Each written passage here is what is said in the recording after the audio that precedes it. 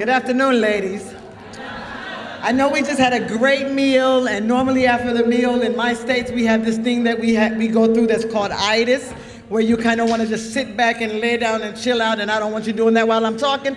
So I want to make sure that everybody is aware and alert and everybody's listening to me. So I want you to repeat something after me real quick. Can you do that for me? I want to hear you say, I am strong. I am strong. I am invincible. Because I am woman. All right, and that's why we're here today. Because today is the 104th anniversary of International Women's Day. And it's interesting because until last year, I never even knew the day existed. I'm from the United States, and we're the only country that doesn't honor that day. So I was very, very impressed and surprised when they called me and asked me to be a speaker for a day that I didn't even know existed, and I'm a woman. So it's my intention to go back to the United States, and next year we're going to have our own International Women's Day celebration. I want to, first of all, thank God for the honor and opportunity to stand before you. This is awesome. This is something I could never have dreamed of. I'd like to thank Miss Petra Nelson, Miss Catherine Seeley, and the WIA for this awesome chance to stand before you. And I'd like to dedicate this presentation to my father. 2 years ago today, my father passed away. And if he was still here, he'd be sitting right there, and he'd be louder than any of you in here. So I hope that he can hear me where he is today. I didn't handle it very well last year, so this year God gave me a distraction, and I'm grateful. This is also Daylight Savings Day in the United States, which means this is the day that we set our clocks forward. So that means this is a move ahead day for me. So I don't know where you guys are going to be, but today I'm going forward from today. So this is also, for those of you that are biblical, the 8th, which is the number for new beginnings. So today is a good day to start a new thing. You understand? So I want to make sure that everybody is all on the same page, and that we're realizing that when we leave here today, we're going to do something new with our lives. We're going to do something new with what we have been storing within us and not using. Are we clear on that? Everybody good with that? Okay, good. Just a brief history on myself, because I don't like talking about myself. That's why you heard that little short biography. I really don't. It's not about me, right? But I'm going to give you a little short, brief history on myself. My childhood was unstable and uncertain. My teen years were rebellious and reckless. My young adult life was a mess, and it was miserable. My 30s were enlightening and exciting. My 40s were growing and grasping. And you're all sitting out there talking about you can't be that old, right? But yes, I continue. But at 50, I matured. And I've been moving forward ever since. Yes, ma'am, I'm 52. Yes, ma'am. And this year I'll be 53. And the proud mother of 5 wonderful children. Yes, ma'am, I am. And you know, again, I don't like to talk about myself a lot, but I will brag all day about my babies. And I got 5 babies with 5 baby daddies, and everybody told me they would never be nothing. I would never be nothing. We moved around a lot because if the situation wasn't good for my kids, I took them somewhere else so that they had the opportunity to be what God purposed them to be. So by the time my children graduated from high school, my oldest son had been to 17 schools. My next daughter had been to 16 schools. And her sister beyond her had been to 15 schools. Right now, my son is a computer engineer graduate. My daughter is a registered nursing graduate. And my next daughter is a public relations graduate and works for Delta Airlines.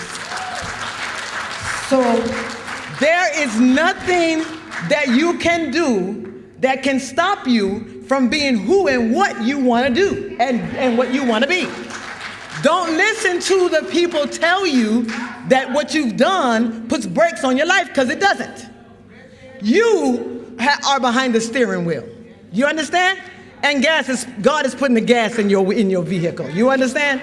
So if you want to go somewhere and you want to do something and you want to be something, I don't care how many babies you have. I don't care how much money you got. I don't care what neighborhood you grew up in. I don't care what your mom and daddy didn't do. I don't care what your man didn't do. It's about what you want to do. And if you want to do it, it can be done. You understand? The theme for today's event is make it happen. And St. Lucia decided to add 2 little words to that. And they're not little words. And that's the interesting thing I found out in my research. Every country uses the same theme, but every country adds a word that is specific for their country. So St. Lucia's words were strength and diversity that they added to make it happen. So that means that they wanted you guys to get a message that helps you out with being strong and helps you out with dealing with the diversity here on your island. Am I right? Would you follow me and think, am I right, ladies? Was that what you were thinking? Okay, so because I'm a teacher, trainer, and motivator by nature, I want to make sure we're all on the same page and understand the reason why we're here. Okay, so strength. Let's start with the word strength. For those of you that may not understand it clearly.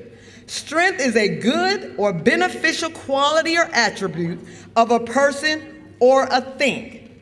I'm going to repeat that. It's a good or beneficial quality or attribute of a person or a thing. So, how many of you, by way of hands, has a good quality in you? Anybody? Anybody? You got some good qualities?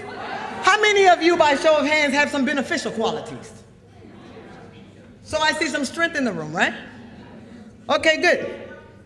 Now, I want to make sure that you understand strength is not just a word on a piece of paper. So do me a favor. Everybody, please, on your feet. Everybody, on your feet. Strength is also an action word. And I'm going to prove it to you. You ready? Okay, I want everybody to lean to your left. Now lean to your right. Okay, so you felt a little something, but not much, right? Now I want you to lock arms with the lady next to you, or the gentleman next to you. Lock arms with the lady or the gentleman next to you. Everybody's got somebody's arm locked into theirs. You ready? Now lean to the left. Now lean to the right. Do you feel the strength? There you go. There you go. That's what I'm talking about. So by yourself, you can accomplish some things. But if you hook up with somebody, you can accomplish just a little bit more. Am I right? I'm not real good at this whole paper thing, you can tell, right? I do better just talking. Diversity is a combination of things. Diversity is the difference between things, opinions, and agendas. Okay? So, if you look around this room, you're going to see some women lighter than you, right? Darker than you, thinner than you. While we were at lunch and we were all walking down there, you saw some taller than you, some shorter than you. Yes?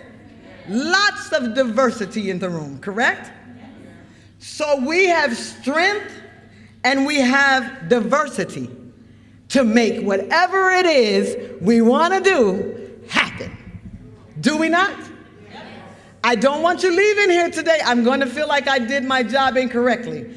If you leave here today and you don't feel like you can make something happen, no matter your size, your color, your income status, you can do it. So I'm going to, on this International Women's Day, I want you to hear from some women around the world, because that's what I did. I did some research when they invited me. I was like, International Women's Day, what is that? And how do they actually celebrate it in other areas of the world? But then I thought about it, and I was like, well, it really doesn't matter how they celebrate it. I want to know about some of the women in some of those countries that have been able to make it happen. So that's what I started to do my research on. So on this International Women's Day, I want you to hear from some women around the world that will help me encourage and empower you to believe that you are capable of achieving your dreams, that you are special, and that you have gifts and talents this world needs. There are so many opportunities waiting for you if you believe, and if you are willing to work hard at it, you can obtain it. So let's start right here in St. Lucia. Let's hear Her Excellency Madame Perlette Louise say, if I can do what I have done, you can do what you desire to do. She has done what no woman before her has ever done. She has accomplished what cannot be done in most, if any, other country in the world. On 19 September 1997, she was the first woman to be appointed St. Lucia's Governor General, a position she still holds 18 years later and has held for 4 terms. That's a lady making it happen. In 1998, Her Excellency was nominated International Woman of the Year by the International Biographical Center.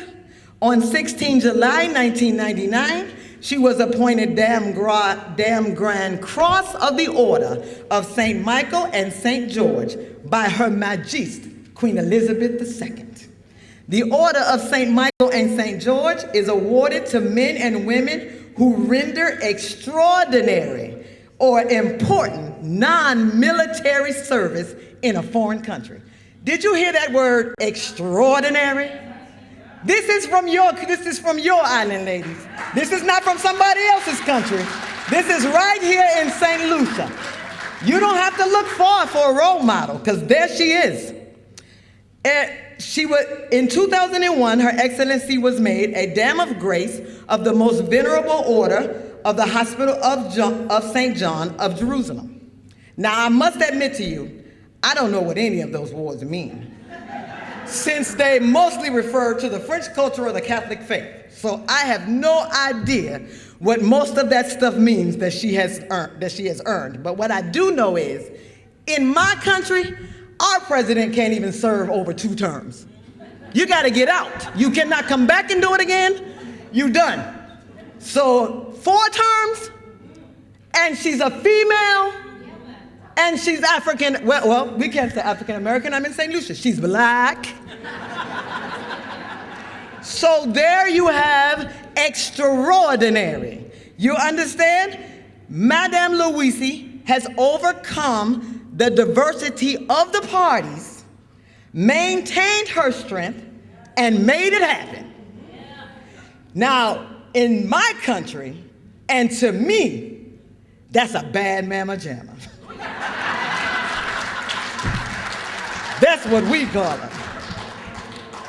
In the US, we have a woman named Oprah Winfrey. Any of y'all heard of her? I'm sure you have.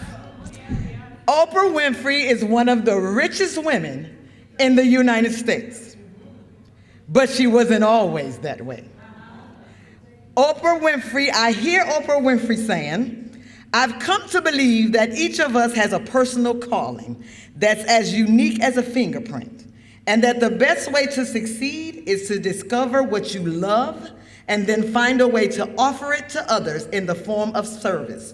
Working hard and also allowing the energy of the universe to lead you. That's one of my favorite quotes from Oprah. Every time I hear her say it, it's like, wow, I can do that. Even though Oprah is one of the richest women in the United States, Oprah was molested or raped when she was 9 years old by her cousin, her uncle, and a family friend. She became pregnant at 14 and lost that child. Miss Winfrey is not your size 2 model. And as a matter of fact, she was told by a previous employer that she did not fit the image they sought for a television anchor. So, Miss Winfrey said, okay, no problem. She went out and started her own television show. So she could be the image she wanted to be. And if you didn't like it, you turn the channel. But she was doing it in spite of what they said. And her show ran for years and years. And with that show, she accomplished a great amount of things. And right now, today, we have in the United States, and I don't know if you guys can get it here, but we have what is called OWN, the Oprah Winfrey Network. That's how you take diversity, strengthen yourself, and make it happen. Do you understand? Doesn't matter what size you are. Doesn't matter what color you are. Doesn't matter what they say. She didn't have billions then, but she got billions now. And she's the one now in control. She can say, no, you can't work for me because you're a white man and you thought I was too fat. You thought my eyes was too big and my nose was too broad. So no, I'm going to go and get somebody else. And you too can do that. You have the same right to deny what you don't want and accept what you do. You are not forced in life to just take what comes your way. You are not. You have the right to tell the world what you desire. You have that right. When you were not in your mother's womb for 9 months, everything you needed was put into you. In your mother's womb, everything you needed was put into you. So why, after you were birthed, did you get into this world and feel like you're missing something? Why? You're not missing anything. You just somewhere along the way heard you didn't have it. But I'm here to tell you, the devil is a lie. A lie, and the truth ain't in him. You have whatever it is that you want to do or be right down inside of you. When I was a child,